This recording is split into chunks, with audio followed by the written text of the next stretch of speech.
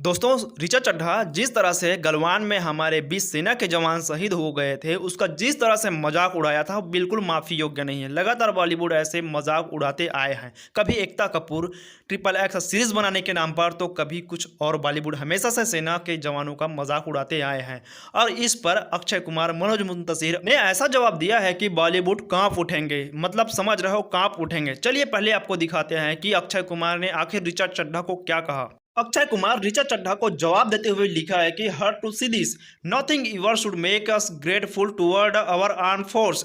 वो है तो आज हम हैं। अक्षय कुमार ने कहा है कि ये देखकर मुझे बहुत ही दुख होता है कि हमें कभी अपने सशस्त्र बलों के प्रति कृतज्ञ नहीं होना चाहिए। आज वो है तो हम हैं। बॉलीवुड सिंगर मनोज मुंतशिर ऋचा चड्ढा और बॉलीवुड का औकात दिखाते हुए कहते हैं कि कभी गर्व से कहता था कि मैं हिंदी फिल्म उद्योग में काम करता हूं। आज शर्मिंदगी महसूस होती है कि मैं उस उद्योग का हिस्सा हूं जहां ऐसी घिनौनी सोच पनाह लेती है। प्रिय बॉलीवुड, अगर आप ऐसे देशद्रोहियों का बाइकआउट नहीं कर सकते तो अपने बाइकआउट होने की शिकायत दोबारा मत करना। आप कहोगे कि ऋचा चड्ढा हमेशा देश विरोधी और हिंदू विरोधी बयान क्यों देती हैं, तो सीधा सा बात है कि 4 अक्टूबर को ये ऋचा चड्ढा अली फैज़ा से शादी किया और 23 नवंबर को ऋचा चड्ढा सीधे सीधे तौर पर सेना के जवानों का अपमान करते हैं, जो गलवान में 20 सेना के जवान शहीद हो गए थे। ये सीधा बात है। अली फैज़ा से शादी किया मतलब समझ रहे हो, वो भी एक मुस्लिम ही बन गई।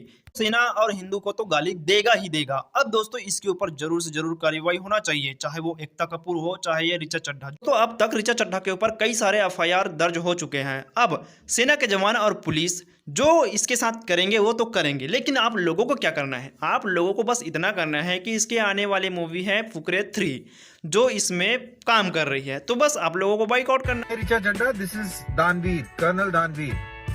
आपका वो ट्वीट पढ़ा मैंने जिसमें आपने हाय गलवान एक बड़ा सरकास्टिक वे में एक बात कहने की कोशिश करी। बेसिकली आपने उन वीर जवानों का मजाक उड़ाया जिन्होंने अपनी जानों की आहुति दे दी, निहत्ते गए, सब जीरो टेम्परेचर में वो लड़ते हुए कुर्बान हो गए।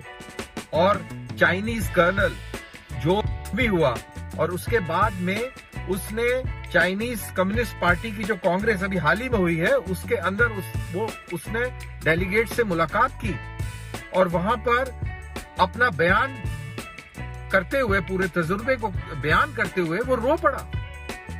आप समझ सकती हैं कि कितनी जबरदस्त भयंकर लड़ाई हुई होगी। आई एम श्योर आप एक कमरे से दूसरे कमरे अगर लाइट चली जाए तो आप ना जा पाए, आप डर जाएं। वहां पर ये बच्चे निहत्ते गए और इन्होंने अपनी जान कुर्बान कर दी, और आप कह रही हैं हाय फ्रॉम गलवान। आपका दिमाग है या नहीं है? ये क्या है? आप क्या सोचती हैं? और नदन आर्मी कमांडर से जब ये सवाल पूछा गया कि क्या आप POK के ऊपर कब्जा कर लेंगे, तो क्या नदन आर्मी कमांडर क्या जवाब दें? क्या ये बोलें कि हम नहीं करेंगे?